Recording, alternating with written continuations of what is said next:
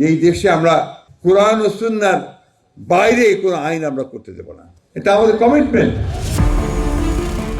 বাংলাদেশে কোরআন ও সুন্নাহর বাইরে কোনো আইন প্রণয়ন করতে দেওয়া হবে না বলে মন্তব্য করেছেন বিএনপির মহাসচিব মির্জা ফখরুল ইসলাম আলমগীর। তিনি বলেন, দেশ বর্তমানে একটি ক্রান্তিকাল অতিক্রম করছে এবং আন্দোলন সহ বিভিন্ন মাধ্যমে দেশকে অস্থির করার অপচেষ্টা চলছে।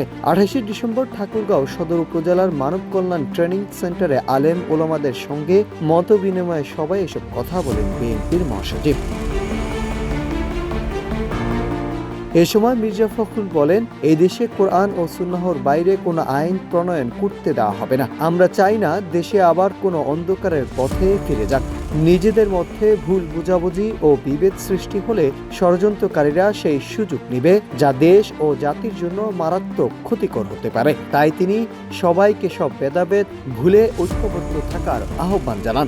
তিনি আরো বলেন, অনেকে উদ্দেশ্য প্রণোদিতভাবে বিভ্রান্তি ছড়াচ্ছে যে বিএনপি কোরআন ও সুন্নাহ ভিত্তিক আইন চায় না, এটি সম্পূর্ণ ভুল। তিনি স্পষ্ট করে বলেন, আমরা কোরআন ও সুন্নাহর সীমার মধ্যেই থাকতে চাই। আমি গর্বের সঙ্গে বলতে চাই, আমি একজন মুসলমান। ইসলাম একটি শান্তির ধর্ম, আর গণতন্ত্র ও নির্বাচনের মাধ্যমে দেশে শান্তি প্রতিষ্ঠা করাই বিএনপির মূল লক্ষ্য।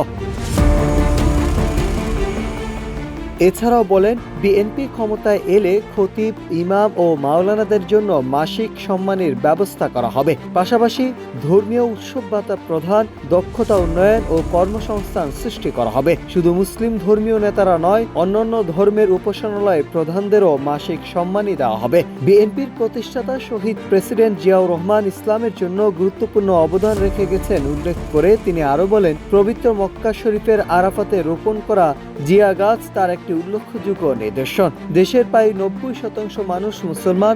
দেশের ধর্ম সংস্কৃতি রক্ষায় বিএনপি সবচেয়ে বেশি ভূমিকা রেখেছে। বিএনপির মহাসচিব বলেন, গত 17 বছরে দেশের মানুষ জঙ্গি আতঙ্কে থেকে মুক্ত পেলেও রাজনৈতিক নিপীড়নের শিকার হয়েছে। ছাত্র জনতার আন্দোলনের মাধ্যমে ফ্যাসিস্ট হাসিনাকে দেশ ছাড়তে হয়েছে এবং এতে প্রায় 2000 মানুষ প্রাণ দিয়েছেন। তিনি অভিযোগ করে বলেন, মিথ্যা মামলায় খালেদা জিয়াকে কারাবন্দী রেখে সঠিক চিকিৎসা দেওয়া হয়নি এবং তিনি বর্তমানে গুরুতর অসুস্থ রয়েছেন। Nahid Hasan, news desk, Ittefaq.